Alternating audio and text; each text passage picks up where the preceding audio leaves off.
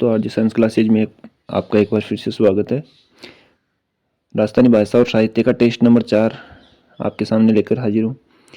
चलिए शुरू करते हैं बिना किसी टाइम वेस्ट किए।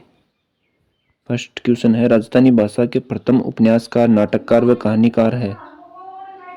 राजस्थानी भाषा के प्रथम उपन्यासकार, नाटककार व कहानीकार है सूर्यमल मिश्रण, शिवचंद भरतिया, विजयदान देथा या दुर्सा आड़ा। तो वो है शिवचंद भरतिया, राजस्थानी भाषा के प्रथम उपन्यासकार, नाटककार और कहानीकार। अगला प्रश्न है, वेली कृष्ण रुक्मणीरी। वेली कृष्ण रुक्मणीरी, इसे पांचवा वेद भी कहा जाता है। इसकी रचना किसने की थी? वेली कृष्ण रुक्मणीरी, इसकी रचना किसने की थी दोस्तों? तो इसकी रचना की थी अपने पृथ्वीराज राठौड़ ने। अगला प्रश्न है, ईला न देनी आपनी हालरियो हुलराय, पूत सिखावे पालने मरण बड़ाई माई। प्रस्तुत दोहा पंक्ति किस रचना की है? ये प्रसिद्ध रचना किसकी है?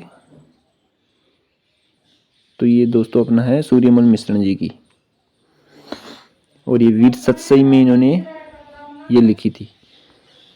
अगला प्रश्न है, विजयदान देथा द्वारा रचित प्रमुख रचना, इसकी प्रमुख विशेषता है राजस्थानी लोक कथाओं का संग्रह।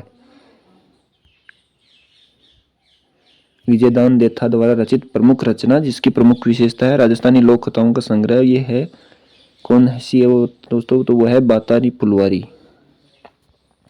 विजयदान देथा द्वारा रचित प्रमुख ग्रंथ है बातारी फुलवारी, टिडोराव, कब्बूरानी, उलझन, अलेखुन, हिटलर, ये सब है।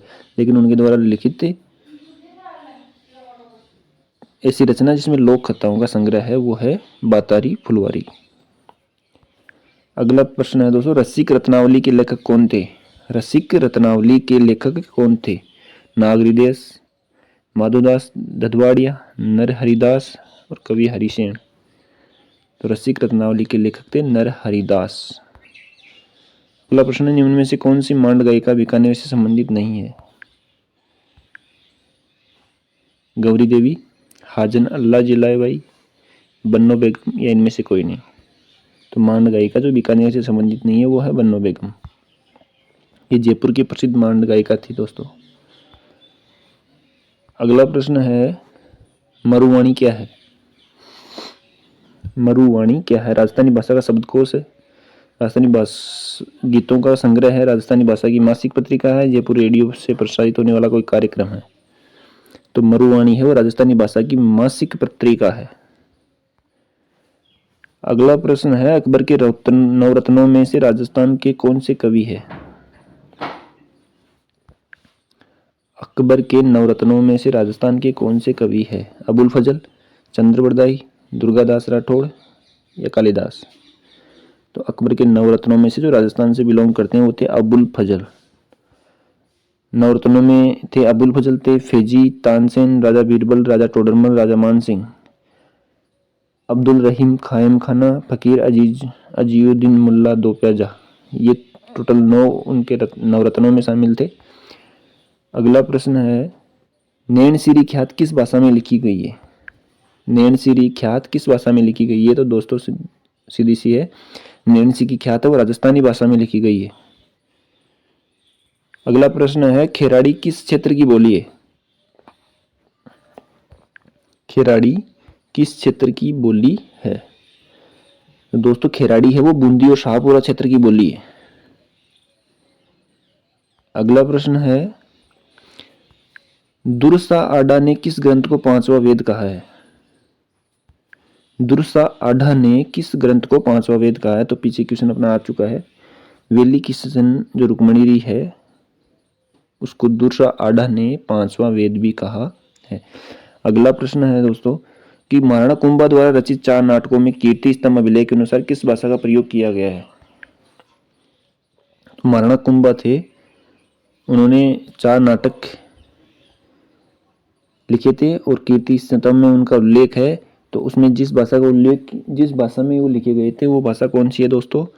तो कुंभा है वो मेवाड़ से संबंधित है, तो मेवाड़ी भाषा राइट ऑप्शन हो जाएगा। अगला प्रश्न है, किशनगढ़, जयपुर, टोंक, अजमेर और मेरवाड़ा के पूर्वी अंचलों में कौन सी भाषा बोली जाती है? किशनगढ़, जयपुर, टोंक, अजमेर और मेरवाड़ा के पूर्वी अजमेर और मेवाड़ के पूर्वी अंचलों में जो भाषा बोली जाती है वो दोस्तों जयपुर, देखो जहाँ जयपुर का नाम आ जाए वहाँ ढूंढाड़ी कर देना है। कौन सी बोली पश्चिमी हिंदी और राजस्थान के बीच समन्वय का कार्य करती है? कौन सी बोली पश्चिमी हिंदी और राजस्थान के बीच समन्वय का कार्य करती है? तो वो कौन सी है दोस्तों? मेवाती। अगला प्रश्न है, पालव के राजपूतों में मालवी एवं मारवाड़ी के मिश्रण से बनी कौन सी बोली प्रचलित थी? मालवा के जो राजपूत थे वो मालवी और मारवाड़ी के मिश्रण से जो नई बोली बनी थी उसको क्या बोलते हैं दोस्तों? उसको बोलते हैं रांगड़ी। मालवा के राजपूतों में जो मालवी और मारवाड़ी के जो मिश्रण से बनी जो नई भाषा है उसको बोलते हैं रांगड़ी। अगला प्रश्न है, मेवाती बोली किस क्षेत्र में बोली जाती है? कोटा, उदयपुर, पाली, जोधपुर। मेवाती बोली किस क्षेत्र में बोली जाती है? कोटा, उदयपुर, पाली और जोधपुर। दूसरा ऑप्शन है अजमेर, पाली, जयपुर, भरतपुर। थर्ड ऑप्शन है जयपुर, दौसा, टोंक, अजमेर। या फोर्थ है अलवर, भरतपुर, धौलपुर, करौली। तो जो अलवर का जो आसपास का एरिया है दोस्तों वहाँ पे मेवाती, मेव जाति के जो लोग रहते थे इसलिए उसके मेवाती भाषा का प्रयोग करते थे।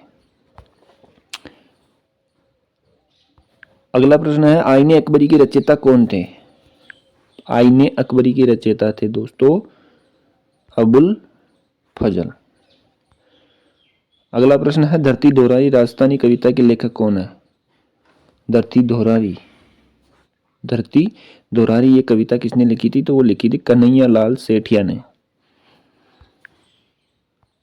अगला प्रश्न है, मुहणोत नैनसी को राजपुताने का अबुल फजल किसने कहा? मुहणोत नैनसी को राजपुताने का अबुल फजल किसने कहा था? तो मुंशी देवी प्रसाद ने राजपुताने का अबुल फजल मुहणोत नैनसी को कहा था। मुहणोत नैनसी ने प्रतिहारों की 26 शाखाओं का वर्णन किया है। अगला और आज का अंतिम प्रश्न है दोस्तों कि साहित्यिक मारवाड़ी किसे कहते हैं? साहित्यिक मारवाड़ी किसको कहते हैं? तो साहित्यिक मारवाड़ी डिंगल को बोलते हैं दोस्तों। आज के लिए इतना ही, मिलते हैं फिर एक नई वीडियो के साथ में, तब तक के लिए जय हिंद, जय भारत।